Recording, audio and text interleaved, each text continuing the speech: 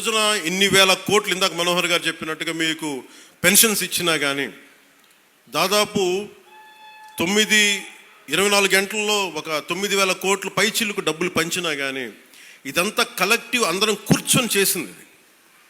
దానికి ఒక అనుభవశీలురు, ఒక బలమైన పార్టీ తెలుగుదేశం పార్టీ. ఆ పార్టీని కూడా నేను చాలా గౌరవిస్తాను. ఇప్పుడు కాదు, నేను ముందు నుంచి చెప్తున్నాను. అలానే జనసేన బలహీనం అని చెప్పట్లా. జనసేన చాలకు బలం, రోడ్ల మీదకి అన్యాయం జరిగితే జనసేనకున్న బలం అది నేను ఇక్కడ ఒక ఆంధ్ర రాష్ట్రంలో చెప్పట్లా. నా సిద్ధాంతాలని, జనసేన సిద్ధాంతాలు నమ్మేవాళ్ళు ఊరికి 10 మంది ఉన్నా వాళ్ళు 1000 మందితో గొడవ పెట్టుకుంటారు. అది జనసేన. ఈరోజు కూర్చోబెట్టి నా మీద అందరూ మాట్లాడేస్తూ ఉంటాను, ఏం చేసావు అది ఇది మాట్లాడుతూ ఉంటే, మరి 2019లో అన్ని కేసులు పెడుతున్నాం, వాళ్ళందరూ ఏమైపోయారు? అప్పుడు గొంతు పెగలేదు. అప్పుడు ఏమైపోయింది? ఆ రోజు అంటే మీరు కేసులు పెడతారని మన నారాయణ గారు చెప్తున్నారు కదా. అందుకని ఇవన్నీ దృష్టిలో పెట్టుకొని మీరు ఈ అలయన్స్ని దయచేసి ఎవరు కూడా, జనసేన నాయకులు కావచ్చు, కూటమి నాయకులు ఎవరైనా కావచ్చు, దీన్ని దయచేసి బలహీనం చేయకండి. ఎందుకంటే నాకు చంద్రబాబు నాయుడు గారికి చాలా అపారమైన అవగాహన ఉంది మన ప్రజలను ఎలా కాపాడాలని. మా ఇద్దరి మధ్య అసలు అలాంటి అరమరికలు కానీ విభేదాలు కానీ లేవు. ఇండివిజువల్గా ఒకసారి మాట్లాడచ్చు, కానీ కొన్ని చోట్ల 2 పక్షాల నాయకులు కావచ్చు, ఇది ఎక్కువ కాలం నిలబడదు. నేను చెప్తున్నాను కదా, ఎందుకంటే స్టెబిలిటీ ఇవ్వాల్సిన బాధ్యత మా మీద ఉంది.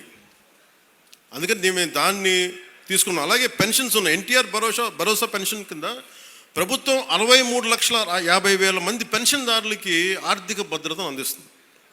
ప్రతి నెల దాదాపు 2,750 కోట్ల పెన్షన్, సామాజిక పెన్షన్ పంపిణీ చేస్తుంది. ప్రతి నెల 1వ తారీఖున బెనిఫాక్టర్స్, లబ్ధిదారులకి నిరంతరంగా అందజేస్తున్నాం. దానికి డ్రామాలు చేయట్లా. మేము ఆ వ్యవస్థను పెట్టాం, ఈ వ్యవస్థను డైరెక్ట్గా అసలు గోల్ చేయకుండా డైరెక్ట్గా ప్రభుత్వ అధికారులు వచ్చి ఇంటికి వచ్చి తలుపు తట్టి ఇస్తున్నారు. అంటే గత వాళ్ళు ఏం చేస్తున్నారంటే ఇవి చేసిన విధానం కాదు అది. అలాగే చేనేత కార్మికులకి ఉచిత విద్యుత్ ఇవ్వడం జరుగుతుంది. మరమగ్గాలకి నెలకి 500 యూనిట్లు, మగ్గాలకి 200 యూనిట్ల వరకు ఉచితంగా. తల్లికి వందనం ద్వారా 62,27,000 మంది విద్యార్థులకి 10,000 కోట్ల రూపాయలు సాయం చేశారు. వాళ్ళు కొన్ని వేల కోట్లు దోచేసుకుంటా ఉంటే 23,000 కోట్లు, 25,000 కోట్లు మద్యం, కల్తీ మద్యం అందజేసి దోచుకుంటే మనం అన్నీ ఆపి, వాళ్ళ దోపిడీని ఆపి ఇక్కడ 10,000 కోట్ల రూపాయలు తల్లికి వందనం పథకానికి ఇస్తా ఉన్నాం. అన్నా క్యాంటీన్లో కనీసం మన డొక్కా సీతంలాగా మనకు అన్నం పెట్టే క్యాంటీన్లు అవి కూడా తీసేశారు. తిరిగి అవి నారాయణ గారి ముందుండి, గౌరవ ముఖ్యమంత్రి గారు చెప్తే నారాయణ గారు ముందుండి ఆయన ఒక సిస్టమిక్గా being an mathematics professor with precision, mathematical precision ఉంటుంది. అలాగే ఆయన ఒకటి అనుకుంటే గోళ్ళు ఆయన చాలా బాగా చేస్తారు. కానీ ఆయన అనుకోవాలి బలంగా. సో అలాంటి ఆయన ఒక ఆదేశం ముఖ్యమంత్రి గారు ఇస్తే 204 అన్నా క్యాంటీన్లని చాలా సమర్థవంతంగా ఇప్పుడు దాకా 4 కోట్ల భోజనాలని అందించడం జరిగింది. అలాగే ఆటో డ్రైవర్స్కి ఏడాదికి 15,000 చొప్పున 436 కోట్ల రూపాయలు అందించడం జరిగింది. దాదాపు 2,90,000 మంది లబ్ధి పొందారు. అలాగే ప్రత్యేకించి పిఠాపురానికి సంబంధించి పిఠాపురం మండలంలో 9.60 కోట్లతోటి ఫ్లాట్ అండ్ ఫ్యాక్టరీ కాంప్లెక్స్ నిర్మాణానికి శంకుస్థాపన చేశాం. దీని ద్వారా సూక్ష్మ, చిన్న, మైక్రో, స్మాల్ మన పరిశ్రమలకి ప్రోత్సాహం ఉంటుంది. ఇందులో 50% సామాజికంగా వెనుకబడ్డ ఎస్సీ, మత్స్యకార వర్గాలకి ఇది కేటాయించబడుతుంది. దీనివల్ల 650 మందికి ఉపాధి అవకాశాలు కలుగుతాయి. అలాగే ఉప్పాడ కోనపాపపేట గ్రామాన్ని వాతావరణ మార్పుల్ని తట్టుకునే సామర్థ్యం కలిగిన తీర ప్రాంత మత్స్యకారులకి గ్రామంగా అభివృద్ధి చేయడానికి 2 కోట్ల రూపాయలతోటి multipurpose fishery centre, dry fishing platforms, RO ప్లాంట్లని ఏర్పాటు చేస్తూ ఉన్నాం. అలాగే ఉపాధి హామీ పథకం ద్వారా 31,21,00,000 మినీ గోకులాలు, హెల్త్ క్లినిక్లు, పంచాయతీ భవనాలు, గ్రామీణ రోడ్ల నిర్మాణానికి శంకుస్థాపన చేశాం. రహదారులు R&B శాఖ ద్వారా 26.95 కోట్ల రూపాయలతోటి 10 ప్రధాన రోడ్లని మరమ్మతులు చేపట్టాం. పిఠాపురం మున్సిపాలిటీలో 6.80 కోట్లతోటి డ్రైన్స్ మోడల్ అభివృద్ధి చేస్తున్నాం. గొల్లప్రోలు నగర పంచాయతీలో 3 కోట్లతోటి డ్రైన్ల నిర్మాణం చేపట్టాం. పిఠాపురం గొల్లప్రోలుకి త్వరలోనే సూవేజ్ ట్రీట్మెంట్ ప్లాంట్లు మంజూరు అవుతాయి. ఎందుకంటే చెత్త చూస్తామని చాలా ఇబ్బందిగా ఉంటుంది. సో అందుకని ఎస్టీపీలు దీన్ని తొందరగా ఆమోదం చేయబడతాయి. అలాగే దీనికి ప్రత్యేకించి ఇందాక నారాయణ గారు మాట్లాడుతూ, ఎందుకంటే ఒకసారి నేను నెల్లూరులో పెరిగాను కాబట్టి నెల్లూరు అభివృద్ధి చాలా బాగుంటుంది. ఆయన ఎమ్మెల్యే అక్కడ ఒక స్థానికంగా, అంతకుముందు కూడా 2014లో కూడా. ఇందాక నాకు వారంటే చాలా ఆనందం కలిగించినది, మీకు కూడా ఆనందాన్ని పంచుకోవాలనుకుంటున్నాను.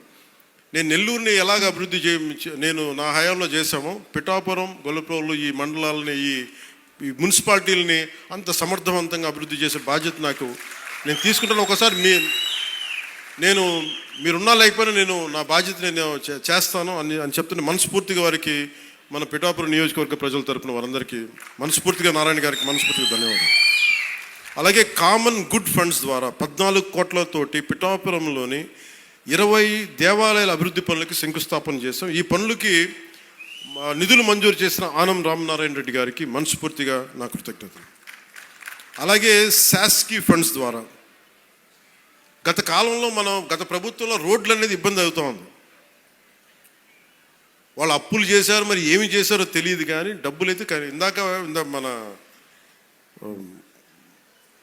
ఉపన్యాసకులు చెప్పినట్టుగా కేంద్ర ప్రభుత్వం జల్ జీవన్ మిషన్ కోసం 25,000 కోట్లు, 23 ఇంకా లక్ష కరెక్ట్ చెప్పి 25,000 కోట్ల పైచిలకు రూపాయలు ఇస్తే వాళ్ళు కేవలం 4,000 కోట్ల రూపాయలు ఖర్చు పెట్టారు. అంటే 50-50. సో 2,000 కోట్ల రాష్ట్ర ప్రభుత్వం ఇస్తే 2,000 కోట్లు కేంద్ర ప్రభుత్వం ఇస్తుంది. ఆ 4,000 కోట్లతో ఏమైపోయారంటే పైపులు వేశారు. ఆ పైపులు వేశారు, దానికి రిజర్వాయర్లు లేవు, దానికి కనీసం సోర్స్ పాయింట్స్ లేవు. ఇప్పుడు మనం చాలాసార్లు మన గ్రామాలకు వెళ్తే, మన పంచాయతీలకు వెళ్తే అలాంటి పరిస్థితులే ఉన్నాయి. దానికోసం ఇప్పుడు మనం 5 మల్టీ విలేజ్ పర్పస్లు పెట్టాము. ఇవన్నీ మాట్లాడటానికి ముందు మనం డబ్బు పెడితే, ఎందుకు ఆ పథకంకి ఈ రోజున తూట్లు పడిపోయినాయి అంటే, ప్రధానమంత్రి గారు చాలా కంప్లైంట్ ఉంది. నేను ప్రజలకి కనీసం ఒక 55 కనీసం లీటర్ల నీళ్ళు అందించాలి అని అంటే, పంపించిన డబ్బుని రాజకీయ వ్యవస్థ తినేసి మనకి కాంట్రాక్టులు తినేస్తే ప్రజలకి ఏం చేస్తామన్న ఒక బాధ, ఆవేదన ఉంది. సో వారికి మేము వెళ్ళి కన్విన్స్ చేసి, ఇంత కావాలి అంటే తిరిగి మన చెప్పిన విధానమో లేదంటే మన కమిట్మెంటో, నారా చంద్రబాబు నాయుడు గారి అనుభవం అన్నీ కలిపి మీ అందరి కృషి మనస్ఫూర్తిగా మళ్ళీ ఒక దాదాపు 24,000 కోట్ల రూపాయలు మంజూరు చేశారు ఈరోజు. దానివల్ల మనం ఈ మల్టీ విలేజ్ పర్పస్ మన ఈ స్కీమ్స్ని రన్ చేయగలుగుతున్నాం. అంటే పట్టణాల్లో కానీ గ్రామాల్లో కానీ మన మౌలిక వసతులు మెరుగుపరచాలని అభివృద్ధితో ఈ పనులు చేస్తూ ఉన్నాం. అలాగే పిఠాపురం మున్సిపాలిటీలో గత 6 నెలల్లో 4 కోట్లతో పూర్తయిన అభివృద్ధి పనులని, అలాగే గొల్లప్రోలు నగర పంచాయతీలు 80 లక్షలతో పూర్తయిన పనులని ఈ రోజున మనం ప్రారంభించాం.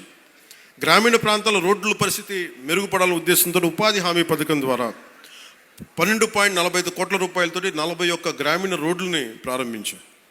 అలాగే రాబోయే వేసవిలో విద్యుత్ ఇబ్బందులు లేకుండా పిఠాపురం పట్టణంలో 2.95 కోట్లతో నిర్మించిన 33/11 kV ఎలక్ట్రిక్ సబ్స్టేషన్ని నేడు ప్రారంభించాం. గతంలో శంకుస్థాపన చేసిన పిఠాపురం పశువుల సంత ఆధునీకరణ పనులని 1,35,00,000తోటి పూర్తి చేసి ఈరోజు ప్రజలకి అందుబాటులో తీసుకొచ్చాం.